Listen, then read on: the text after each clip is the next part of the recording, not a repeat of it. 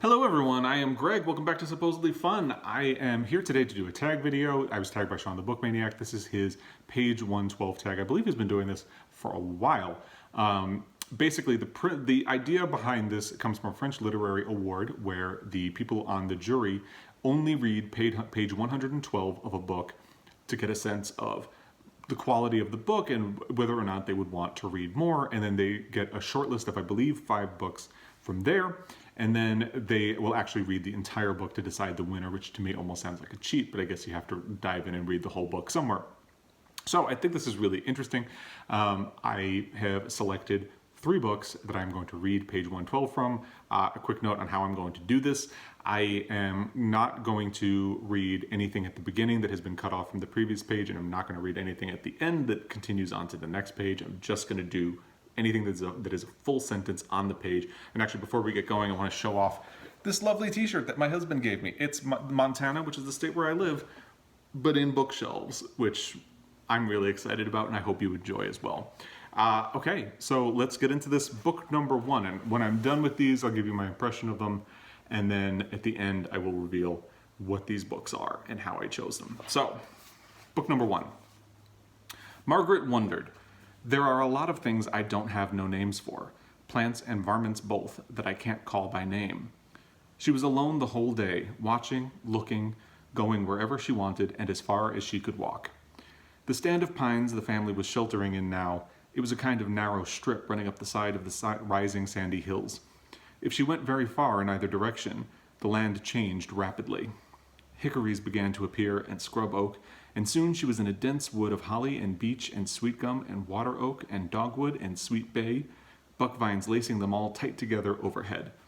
Now and then she passed a persimmon and a pecan, and she noticed their location carefully, in case she should come this way in the fall after a hard frost when their fruits would be ripe.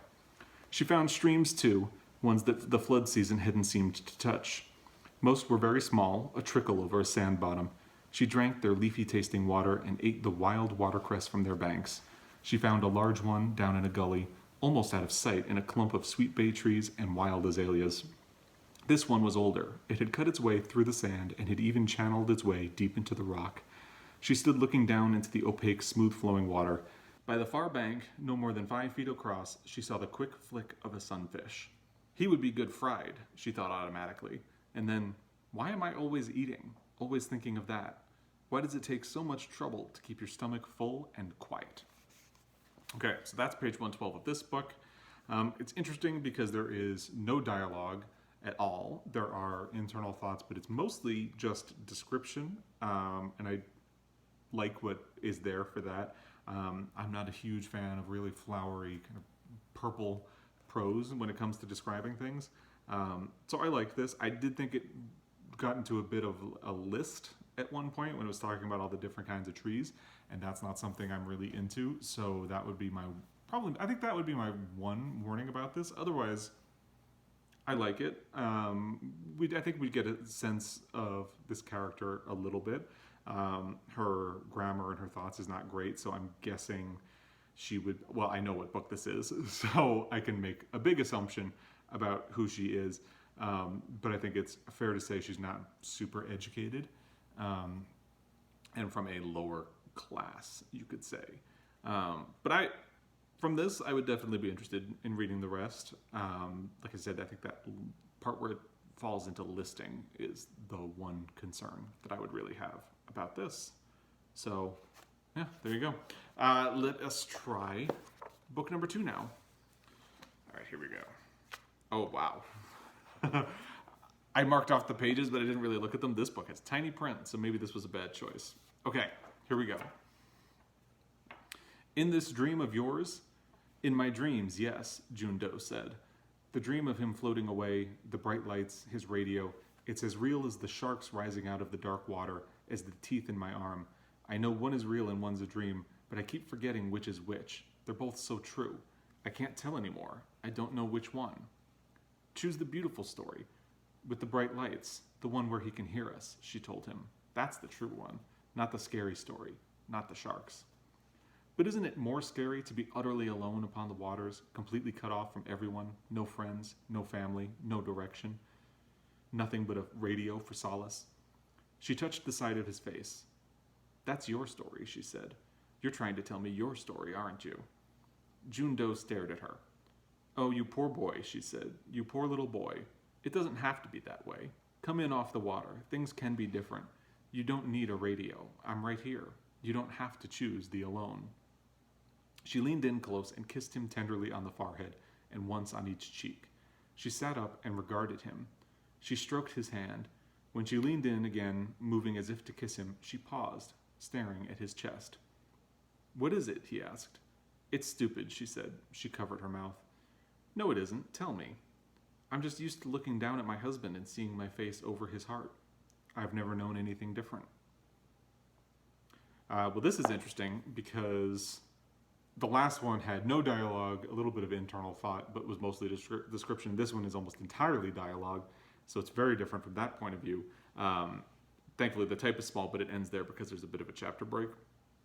Or not a chapter break, but there's a break, and then it gets into something that runs onto the next page, so I'm not going to read it.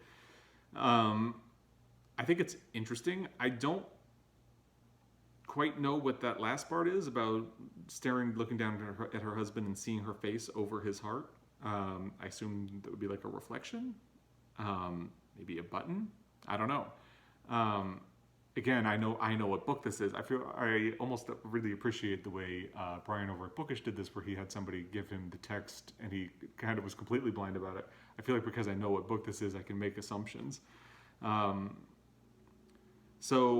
But that part I don't quite understand what's happening, but I'm very interested in figuring out what the rest of it is. I think that's really interesting. The dream, what's real, what's not real, and the idea of choosing the peaceful one and maybe letting go of the past and moving into the future. I'm very interested to find out what the dynamic between these two people is. So yeah, I would definitely be interested in going through the rest of this book, all of the other pages. So far, when I tell you why I chose the books that I chose, it might not come as a big surprise that the writing seems to be good in all of these, but you never know. All right, let's do number 3, the third and final, page 112. Beverly was silent. Lulu winked at him with her bold, gleaming blackberry eyes. She had smooth, tight skin, wrinkled only where she laughed, always fragrantly powdered. At the time, her hair was still dark and thickly curled. Later, she would burn it off when her house caught fire, and it would never grow back. Because her face was soft and yet alert, vigilant as some small cat's, plump and tame but with a wildness in its breast, Beverly had always felt exposed, preyed on, undressed around her, even before the game in which she'd stripped him naked and now, as he found, appraised him in his shame. "You got your reaction when you needed it," he wanted to say. Yet even in his mounting exasperation, he did not lose control and stooped to discussing what had happened after Henry's wake, when they both went outside to get some air. He rolled his sleeves down and fished a soft pack of Marlboros from her side of the table. She watched his hand as he struck the match, and her eyes narrowed. They were so black the irises sometimes showed within like blue flames. He thought her heartless suddenly, and wondered if she even remembered the two of them in the shed after Henry's wake. But there was no good way he could think of to ask without getting back down to her level. Ooh, that's interesting. It's interesting because, again, there is no dialogue. There is one internal thought that happens. It's mostly description. I really like the description. Like I said, I don't really like purple or flowery prose, but I just like the way things are described. I think you really get a good visual sense, like the blackberry eyes, the irises sometimes showing within like blue flames, the idea for how the woman's hair burning off. Later, I immediately fall into that. So yeah, I would absolutely be interested in reading this one further. And again, because I know the book, I know a lot of this writing style. I've read other books by this author, and I know that the writing style here carries through to their other books. So that's not super surprising to me that I like the descriptive style and the way it's written.